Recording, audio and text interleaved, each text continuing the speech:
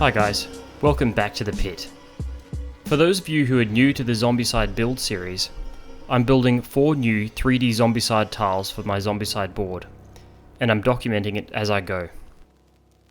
Today I'm going to show you how I built the corner building tile, like the one pictured here. Although this tile depicts a residential building, I was really determined to create a corner store for this tile. And when looking at images for inspiration, I found this building, pictured on screen.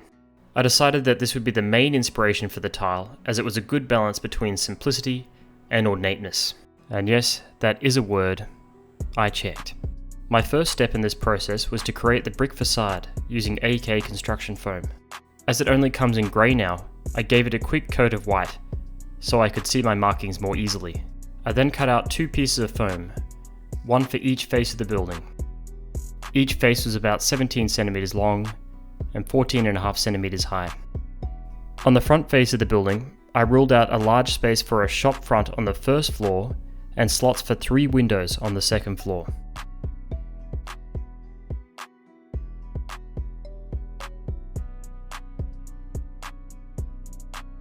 The window slots were cut to fit windows made by Tissue Train Group.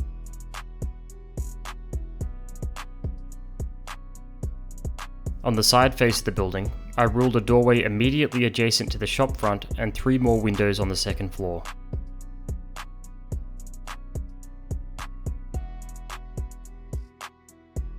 Notice that I removed the pillars on the first floor of the building's face.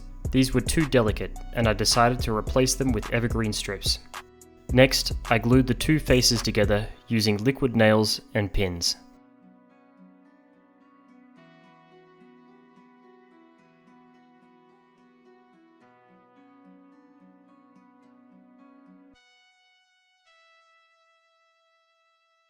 Once the glue was dry, I began ruling out the brick pattern, drawing markings 3mm apart vertically down the side of the building.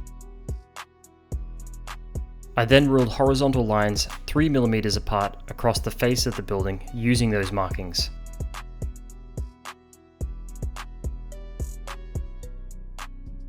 Once I was happy with the lines, I went over them again using the same pencil, but pressing harder to create a shallow groove.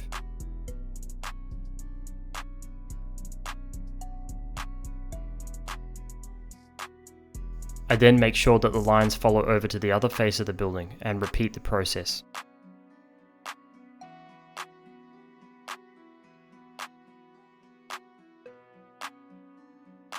Then I drew the vertical lines, 5mm apart, skipping every second horizontal row. I then drew the next set of vertical lines, these exactly in the middle of the first set, and skipping the alternate horizontal rows. I also try and outline each individual brick to solidify the illusion that they are distinct pieces.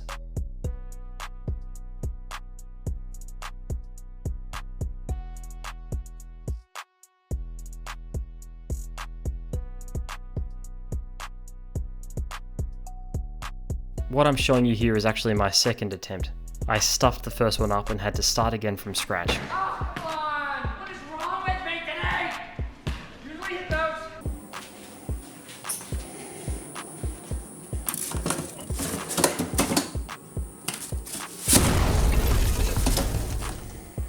But no big deal, I moved on.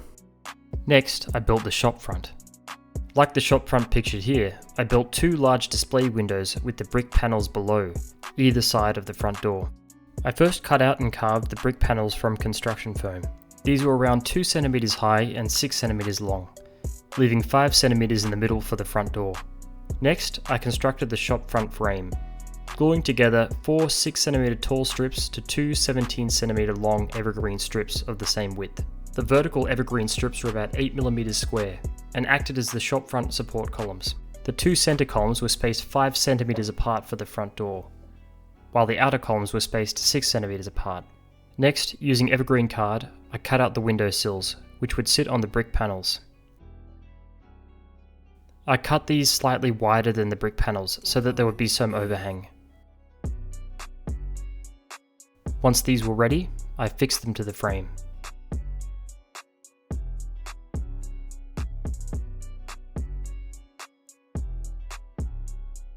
Then I used some 4mm angle strips to create the window frames. I fixed these flush to the back of the shop front frame.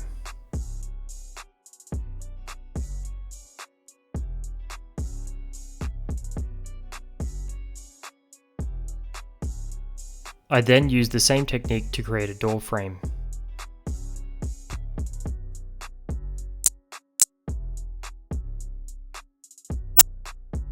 Then I created a side door to the building, which was the same height as the shop front and about 4 cm wide. This was then fixed onto the right side of the frame.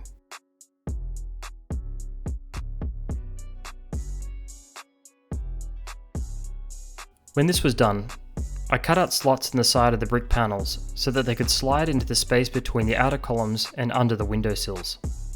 I also decided that I wanted to create an old-fashioned shop sign like the one pictured. To do this, I cut out a piece of evergreen card to be the same length as the shop front and 2 cm tall. I then simply glued a thin half-round strip along the top of the card, and that was it. Next, I wanted to build the cornus moldings, which is the decorative piece at the top of the building. I had a look at some design ideas and decided to go with something simple yet elegant, like the ones pictured here. I cut out 2 more strips of card, this time 3 cm wide and 17 cm long, the same length as the building faces. I then fixed a thick evergreen strip to the top of the card. I then fixed a wider, flatter strip directly below it. Next, I fixed a narrow half-round strip to the very top of the thick strip and another to the bottom of the flat strip. I then joined the 2 pieces of card together and ensured that the same pattern is followed on the other side. To finish it off, I cut out 50 by 100mm rectangles of card and spaced them evenly across the corners.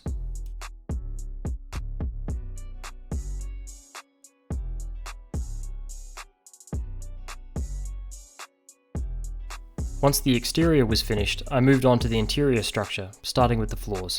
I cut out a piece of foam to fit the building's base, but I left a 3mm gap on the outside for the exterior foam core wall to slot into. I then marked out the 3 rooms that would make up the building's interior. In the front 2 rooms, I marked out a tile pattern.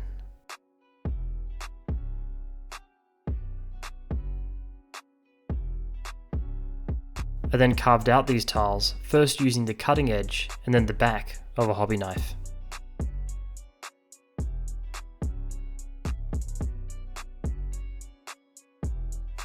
I then smoothed out the surface using no more gaps and cleaned away any excess using water.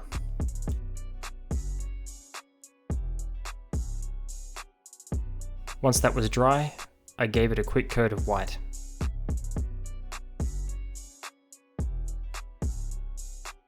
I then applied a thin layer of concrete texture to the back room of the shop, which I intend to turn into a supply room.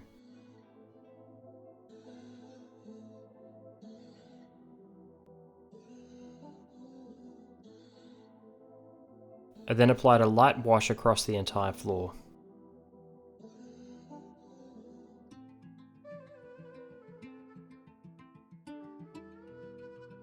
After a quick dry brush, I fixed the floor to the tile.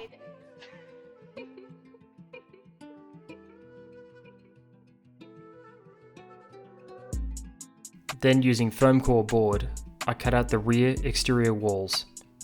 These are about 7 cm tall. I glued these together at a right angle.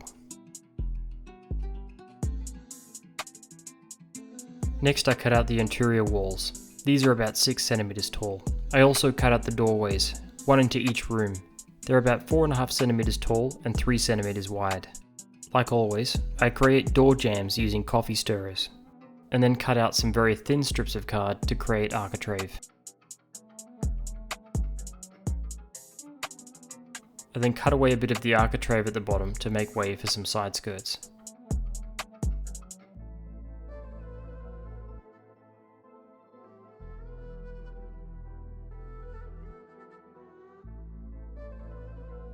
Finally, I fixed the 2 internal walls together in the middle, and then fixed the internal walls to the exterior walls. I then apply a bit of no more gap or gap filler to fill in the cracks. I then cut a small 3mm wide 6cm tall slot into the sides of the building's faces.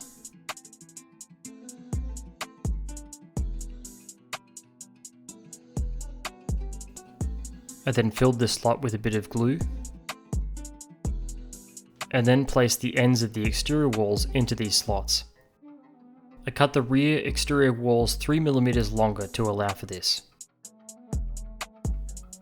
Once that was set, I apply a white undercoat to the entire building, interior and exterior. Next, I applied a red paint to the brick faces of the building. Once that was dry, I applied dark brown, light brown, and pink paint to randomly selected bricks. The key is to try and make it look natural.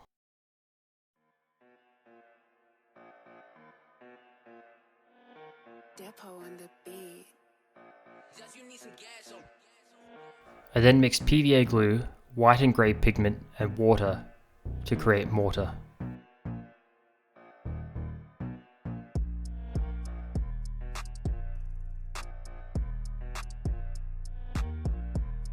I applied the mortar mix to both faces of the building using a brush. Once that was dry, I then highlighted the bricks using the same colours.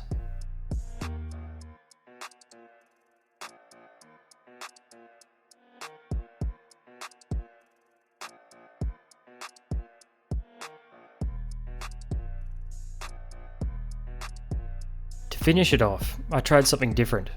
This time, I applied a watery black wash to the brick faces.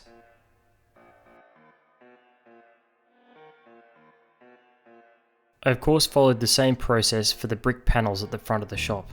Next it was time to paint the shop front, the cornice moulding and the windows. I decided to go with the chipping process again, so I gave them a brown, timber coloured undercoat. Next I applied a coat of matte varnish to protect it. Once the varnish was dry, I applied a liberal amount of hairspray. But I just can't get over how big this bottle is. I was going to say, that's what she said, but... I then applied a coat of sea grey.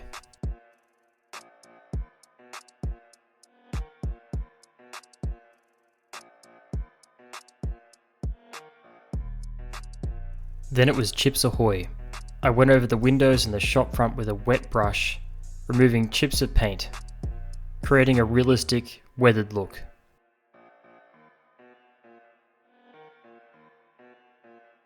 I then applied a dark wash to the windows, the cornice, and the shop front. After which, I highlighted the components with a mix of sea grey and white.